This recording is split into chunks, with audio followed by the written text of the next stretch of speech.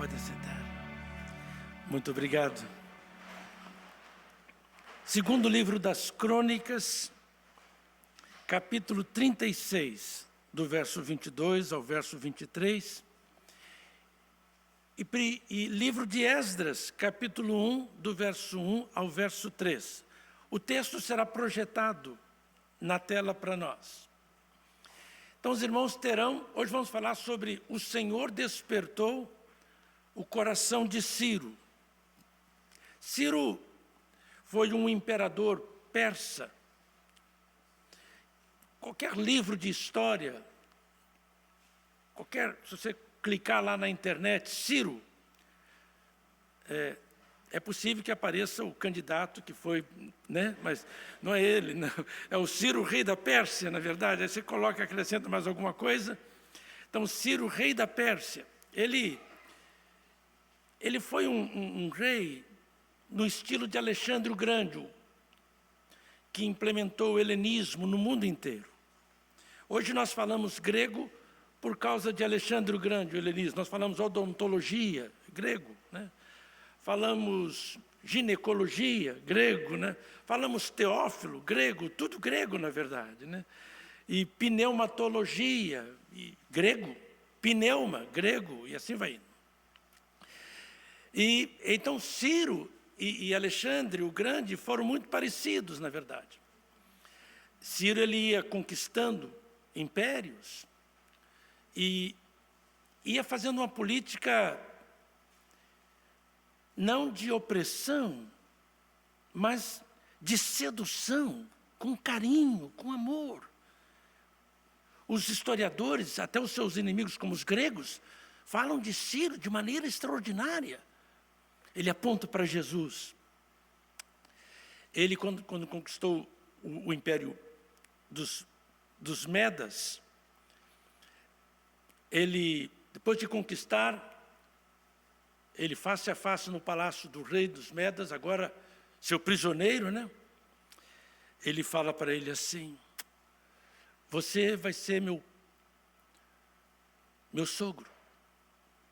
Vou casar com a sua filha. E você vai me ajudar a governar esse reino. O que o imperador, ex-imperador dos Medas, disse para Ciro? Meu filho, e dá um abraço nele, pronto.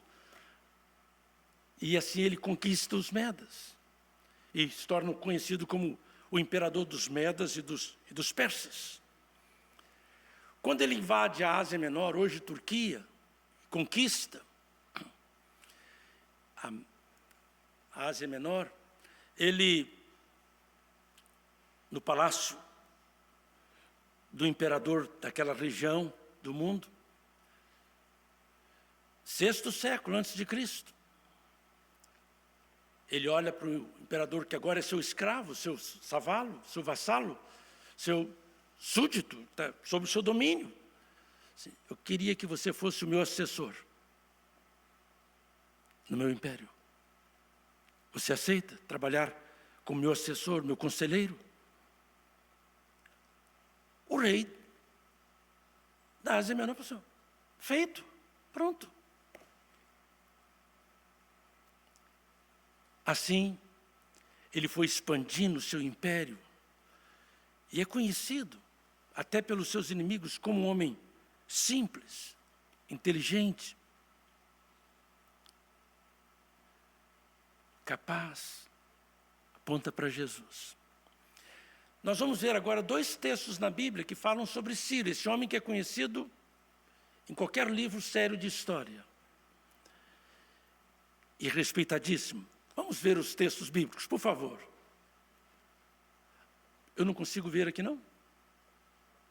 Só o título? Só o título do meu estudo? É mesmo? Não, mas o título está.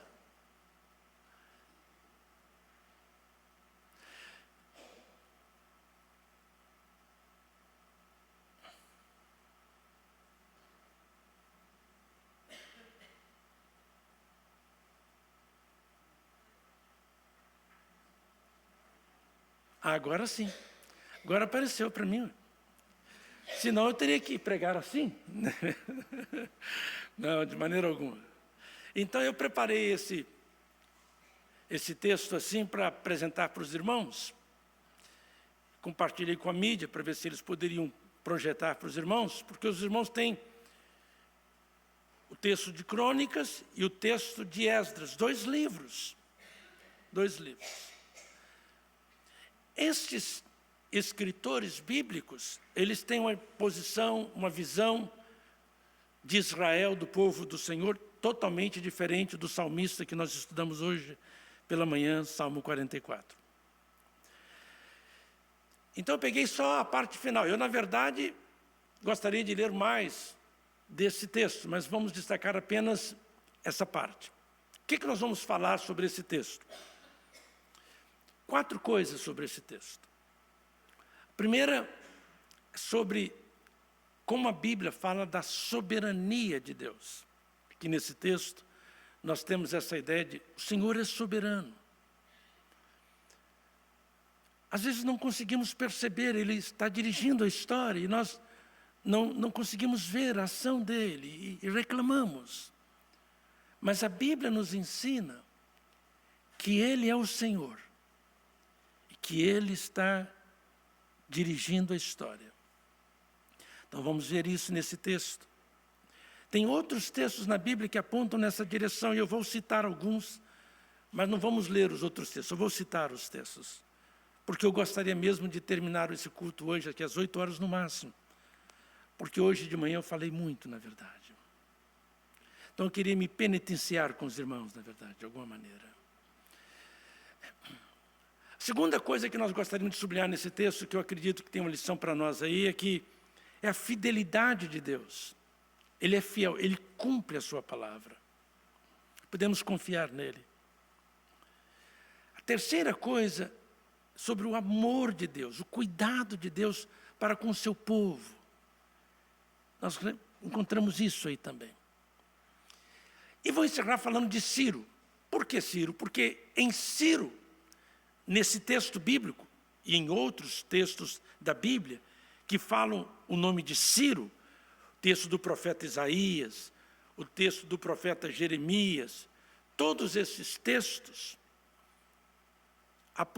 falam de Ciro e ensinam essas coisas. Essas 3 coisas que nós sublinhamos. Primeira coisa, soberania. Segunda coisa, a terceira coisa, exatamente. Então, falando de Ciro, Deus desperta o coração de Ciro. Deus mexe com o coração de Ciro. No texto de Crônicas diz, no primeiro ano, vamos fazer o seguinte. Vou pedir à irmã Juliana que leia para nós Esdras e depois o irmão Marcelo vai ler, a irmã Juliana lê Crônicas, o irmão Marcelo vai, depois que ela acabar de ler um versículo, ela vai ler, pode pegar o microfone, e o irmão Marcelo vai ler Esdras. Irmã Juliana, leia para nós 2 Crônicas, por favor. No primeiro ano de Ciro, rei da Pérsia, o Senhor cumpriu a profecia que havia anunciado por meio de Jeremias. Despertou o coração de Ciro para registrar por escrito a seguinte proclamação e enviá-la a todo o seu reino. Muito bem. No primeiro ano de Ciro, rei da Pérsia, o Senhor cumpriu a profecia que havia anunciado por meio de Jeremias. Despertou o coração de Ciro para registrar por escrito a seguinte proclamação e enviá-la a todo o seu reino. É muito interessante essa parte do texto bíblico, porque ambos os escritores, o escritor de Crônicas e o escritor de Esdras, estão dando testemunho da mesma coisa, o Senhor dirigindo a história, o Senhor como o Senhor da história. E eles citam Ciro. Ciro é citado em Isaías, que existiu muito antes de Esdras e muito antes de Crônicas, do escritor de Crônicas. Isaías fala de Ciro como Deus chamando Ciro e dizendo, Ciro a quem ungi. Ciro o meu pastor, ele fará o que me apraz. É tão maravilhoso isso na Bíblia, porque Ciro não era um judeu. Quando Isaías escreve isto, Ciro não era nascido ainda. Ele nasceu no ano 600 a.C. Isaías é do 8º século antes de Cristo. 740, 730, bem antes. Foi Isaías que disse, a virgem conceberá e dará à luz um filho. Foi Isaías que disse, o meu servo, olha, nenhuma beleza víamos nele para que o desejássemos. Ele foi afligido, ele foi aflito. Foi este profeta que fala sobre Ciro. Há um historiador judeu que nasceu em 37, depois, no ano da era cristã, no primeiro século. Ele escreveu uma obra conhecida como História dos Judeus, história antiga dos judeus. E ele diz, Flávio Joséfos, no seu livro, na sua obra, que Daniel, o profeta Daniel, que viveu, que foi levado para a Babilônia no início do século 6, 590, alguma coisa assim. Daniel, diz-nos Flávio Joséfos, que Daniel encontrou com Ciro, quando Ciro invadiu a Babilônia, 539 a.C. Naquela noite, que diz o livro do profeta Daniel, que Belsazar, neto de Nabucodonosor, estava dando uma festa. E Daniel foi chamado para aquela festa e Belsazar estava confuso por causa de um escrito na parede. E Daniel disse para Belsazar, olha, pesado foste na balança e achado em falta. Teu reino chegou ao fim. Naquela noite, Ciro invadiu a Babilônia e tomou conta da Babilônia. Era a grande conquista, na verdade, que era inexpugnável, uma fortaleza impressionante, muros construídos de ferro, portões de ferro. Era difícil, mas Ciro chegou lá. E diz-nos Flávio Joséfos que Daniel mostrou para Ciro que Deus havia falado sobre ele séculos antes dele nascer. E Ciro ficou tão impressionado com isso, na verdade. Então, Ciro, agora, o escritor de Crônicas, o escritor de Esdras, dizem que nesse reinado de Ciro, então, aconteceu isto, aconteceu dessa maneira. Versículo seguinte, por favor, irmã Juliana. Assim diz Ciro, rei da Pérsia: o Senhor, o Deus dos céus, me deu todos os reinos da terra. Ele me encarregou de lhe construir um templo em Jerusalém, em Judá. Quem pertence ao povo de Deus, volte a Jerusalém, em Judá, para reconstruir o templo do Senhor, o Deus de Israel, que habita em Jerusalém, e que seu Deus esteja com vocês. Por favor, irmão Marcelo. Mesma coisa? Agora eu vou ler em Crônicas, tá? Ela leu em Esdras, agora eu vou ler em Crônicas. Assim diz Ciro, rei da Pérsia: o Senhor, o Deus dos céus, me deu todos os reinos da terra. Ele me encarregou de construir para ele um templo em Jerusalém, na terra de Judá. Quem pertence ao povo dele, volte para realizar essa tarefa, e o que o Senhor, seu Deus, esteja com vocês. Bem, aqui nós encontramos o cuidado de Deus com o seu povo. Na história de Israel, nós temos 2 grandes exílios e 2 grandes voltas do exílio. O primeiro exílio foi no Egito. Por causa da fome, Jacó e seus filhos foram para o Egito. E ficaram lá. cerca de 400 anos. O segundo exílio foi o exílio babilônico, cerca de 70 anos.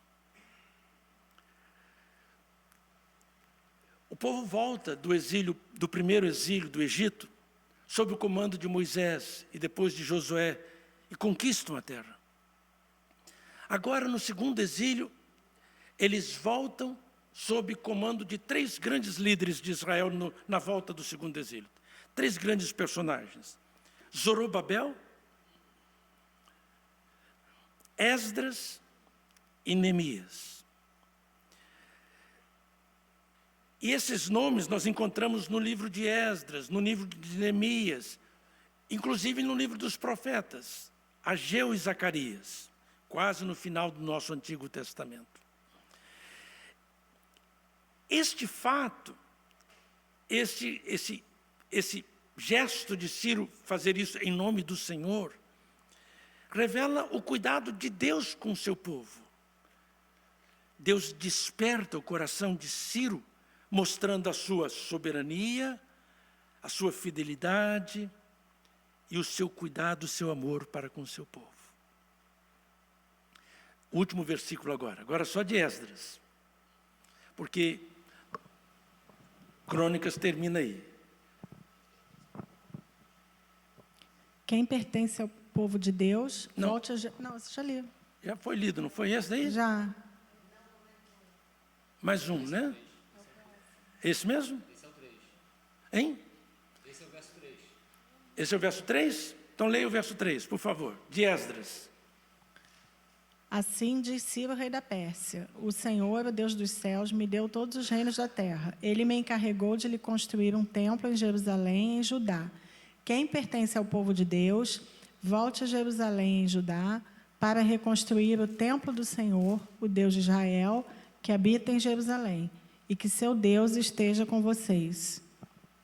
Então, terceiro versículo, então nós temos aí o terceiro versículo de Esdras, não é verdade?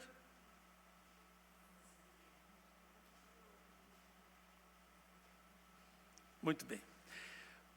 Então vamos destacar agora algumas lições sobre a soberania de Deus. Aqui nós temos vários textos, né? E nós não vamos ler todos os textos, mas eu gostaria de comentar com os irmãos alguns textos. Em Provérbios 19 diz que muitos são os planos dos homens, no coração dos homens, mas o plano que fica estabelecido é o plano do Senhor. Mas às vezes nós esquecemos disso. Então você pode ter muitos planos, muitos sonhos, mas é o plano do Senhor que conta. Ali o texto de Isaías, nós temos capítulo 44 de Isaías e capítulo 45 de Isaías, onde Deus diz que Ciro seria esse instrumento que ele usaria. Todos esses textos apontam para esta soberania de Deus. O livro de Daniel, capítulo 2, versículo 11, é muito especial. Porque Daniel diz ali que Deus é aquele que tira os reis e coloca os reis. Ele é quem manda, na verdade. A palavra final é sempre dele. Nós temos uma ilusão, né, sobre que nós é que mandamos, na verdade. Ele é o Senhor. Ele é o Senhor. Como é que ele faz isso sem ferir o nosso livre-arbítrio? É verdade, é uma grande questão. Este é um grande tema, mas ele faz isto. Ele faz isto. Ele não nos desrespeita, mas ele também não é escravo nem vítima das nossas ações, dos nossos desmandos. Ele é o Senhor. Né?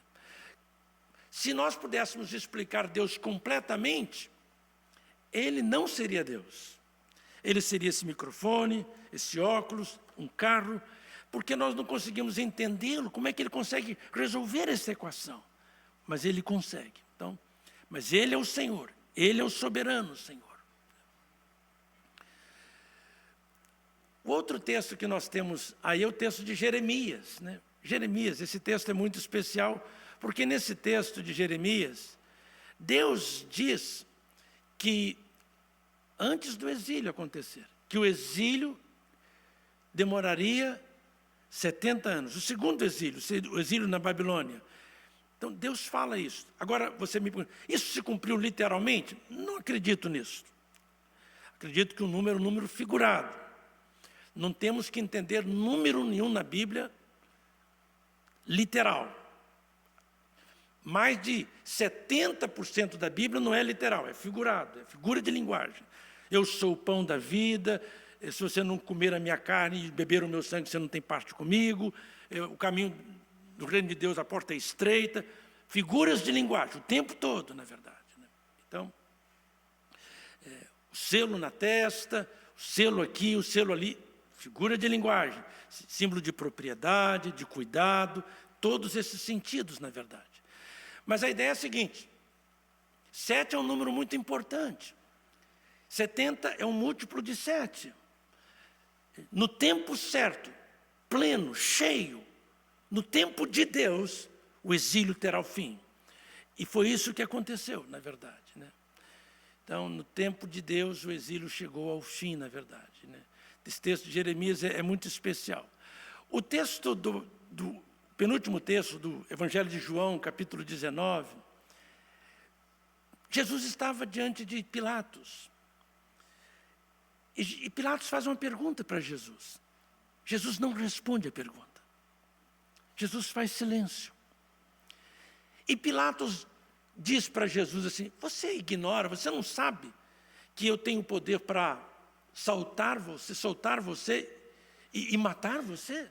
Você não percebe isto? E Jesus respondeu para Pilatos, você não teria nenhum poder se de cima não te fosse dado. Então, Jesus fala isso. Então, revelando que qualquer poder que nós tenhamos, esse poder procede de Deus. Os tolos ignoram isto. Os tolos ignoram isto. Deus tem as rédeas da história, da nossa vida também. Sem desrespeitar o nosso livre-arbítrio, Ele tem o controle das coisas. O propósito dele nós desconhecemos, mas Ele cumprirá o propósito dele.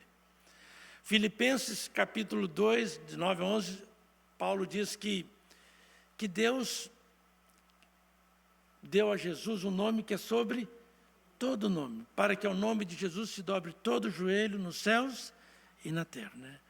Que Deus, o Pai, o constituiu Senhor, dos que estão em cima no céu, embaixo na terra e debaixo da terra. Então, esses textos apontam para esta soberania de Deus. E há outros textos. E a segunda coisa, então, na vida de Ciro, nessa volta do segundo exílio, Deus usando Ciro, o escritor de crônicas registrando isso, o escritor de Esdras registrando isso, Flávio Joséfos, no 1º século da era cristã, registrando que Daniel mostrou esse texto de Isaías para Ciro. Tudo isso é muito importante, na verdade.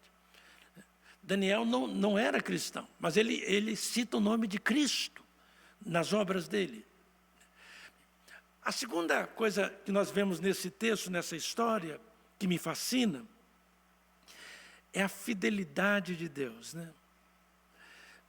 Então eu coloquei ali 3 textos de Mateus. Poderia ter colocado muitos outros textos do Novo Testamento, que diz, para que se cumprisse. Então, para que se cumprisse a palavra do Senhor. Então, o escritor bíblico do Novo Testamento vai mostrando que o que acontece na vida de Jesus, o que acontece foi para que se cumprisse as Escrituras. O que acontece na vida, na volta do exílio, foi para que se cumprisse a palavra do Senhor, como nós lemos hoje aqui. Para que se cumprisse o que foi dito. Então, Ciro faz o decreto e o povo volta. Então, esse texto muito precioso, muito importante, a fidelidade de Deus, né? A última coisa, então, a penúltima coisa, né? Sobre o cuidado de Deus, o amor de Deus, né? Por favor.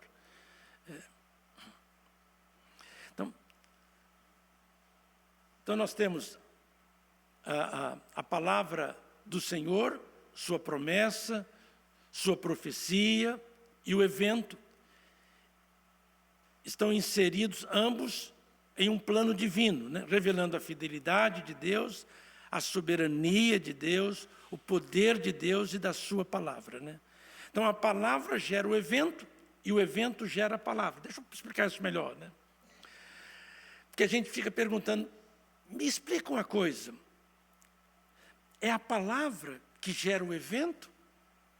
Ou é o evento que faz com que a palavra seja predita? Eu acredito que as duas coisas são verdades. A palavra do Senhor gera o evento que procede do Senhor. E o evento que procede do Senhor é quem faz com que a palavra surja. Se o evento não fosse certo, na perspectiva divina, nunca teria o quê? A palavra. Então, uma coisa provoca a outra coisa. Porque, na verdade, não existe tempo. Tempo é uma invenção humana, na verdade. Tempo é uma invenção humana. Então nós temos Deus convergindo, né, o evento e a sua palavra,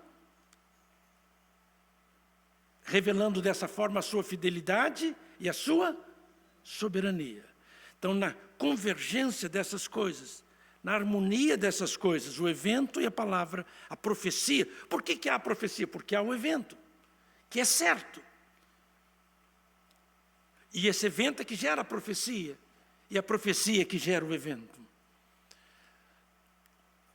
Por favor, segunda parte, então. Então nós temos aí esse texto de Isaías, né? Vamos ler juntos, todos juntos, por favor?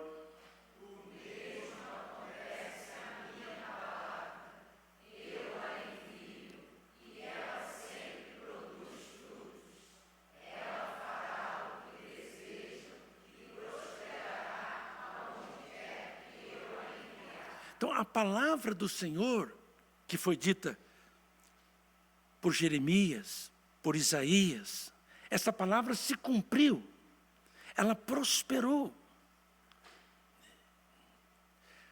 Por favor, próximo. Então, agora, cuidado de Deus para com o seu povo, né? Em tudo isso que nós vimos, soberania e fidelidade, profecia, promessa, a palavra do Senhor, os eventos, nós encontramos, então, a restauração do povo, né? A cura do povo, a restauração do templo, do culto, né? Os símbolos, todas essas coisas, o culto, que a primeira coisa que acontece é o culto. O povo volta, e a primeira coisa que o povo faz na volta, em Jerusalém, é o culto. E logo depois começam a construir o templo, e depois começam a construir os muros. Todas essas coisas apontam em que direção? Para o perdão de Deus, para o amor de Deus, para a comunhão de Deus. O que Deus quer, na verdade, conosco, com tudo isso? É dizer que Ele não desistiu de nós. Ele não desiste de nós, apesar dos nossos erros, dos nossos pecados, das nossas falhas, das nossas escolhas infelizes. Deus não desiste de nós, porque Ele nos ama. Então, Ele está cuidando de nós. E, então, esse gesto de Deus no passado, hoje nós, ao interpretarmos isso, percebemos que Deus não desistiu do seu povo. Deus ama o seu povo. E Deus nos ama. Deus ama você. Deus ama-nos. Então, essa é a lição. Isso é claro, então, vamos para o último slide que nós preparamos, né? A escolha de Ciro. O que nós aprendemos com essa escolha de Ciro? A universalidade, a internacionalidade de Deus. Quer dizer, Deus não é brasileiro. Deus não é brasileiro. Deus é argentino também. Deus é português também. Deus é venezuelano também. Deus é norte-americano, é chinês, é russo, é ucraniano. Deus é universal. Deus é internacional. Mas às vezes nós pensamos que Deus torce para o Cruzeiro de Minas Gerais. E que todos os times diferentes do Cruzeiro devem perder. Mas não. Deus, nós não temos o controle dele. Ele tem o controle de nós. Nós não temos soberania sobre Deus. Ele é o soberano Senhor. Isso pode aborrecer você. Pode aborrecer a mim. A gente fica irado com isto. E dizer para Deus, me obedeça. Mas Ele é o Senhor. Ele é o Senhor. Então, aprendemos isso. Quem é que Deus vai escolher para abençoar o seu povo no 6º século antes de Cristo? Ciro. Ciro. Ciro. Quando você lê o livro de Ageu, de Zacarias, você começa a desconfiar até de Esdras, pensar que ele vai citando Zorobabel como se Deus fosse escolher Zorobabel. Você percebe isso. Mas você percebe então que essa é a vontade do profeta, do homem. Deus é internacional. Deus é carioca, mas é também mineiro. É baiano.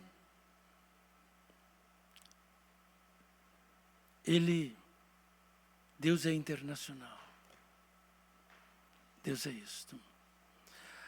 A outra coisa que nós aprendemos é que Deus escolhe quem talvez eu nunca escolheria. Deus é assim. Deus usa quem eu nunca usaria. Deus, Ele é assim. Ele faz essas coisas, né? Ele é quem eu odeio e quem eu amo, na verdade. É isto, né? Aquela pessoa que eu odeio, Deus ama. Deus ama. E aquela pessoa que está distante, para mim, distante, Deus quer que ela esteja próxima. Deus quer que ela esteja próxima. Isso me aborrece. Pode aborrecer você. Mas Deus é assim. Deus é amor. Um amor que vai além. Além do que eu possa compreender. Além do que eu possa entender.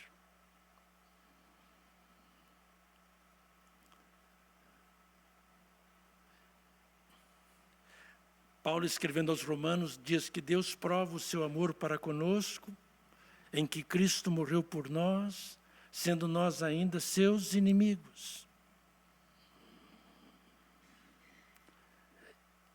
Eu ainda, como inimigo do Senhor, Ele já me amava.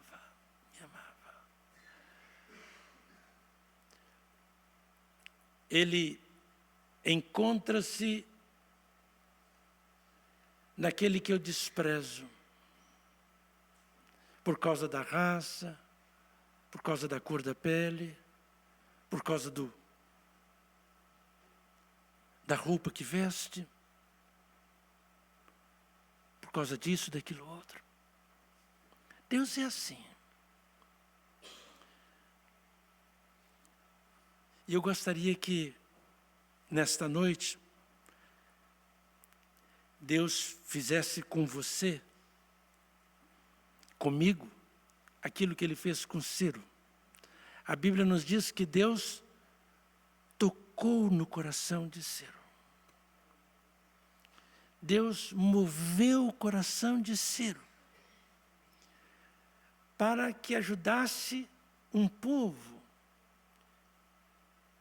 que estava vassalo, escravizado. Estava precisando da ajuda, de ser restaurado, de ser curado. E eu gostaria que Deus tocasse no seu coração hoje para que você pudesse fazer como Ciro fez. Não apenas como Ciro, mas como Jesus fez. Que você pudesse curar pessoas, restaurar pessoas que estão destruídas, machucadas, feridas, e que precisam dessa restauração, desta cura. Abra o seu coração e deixe que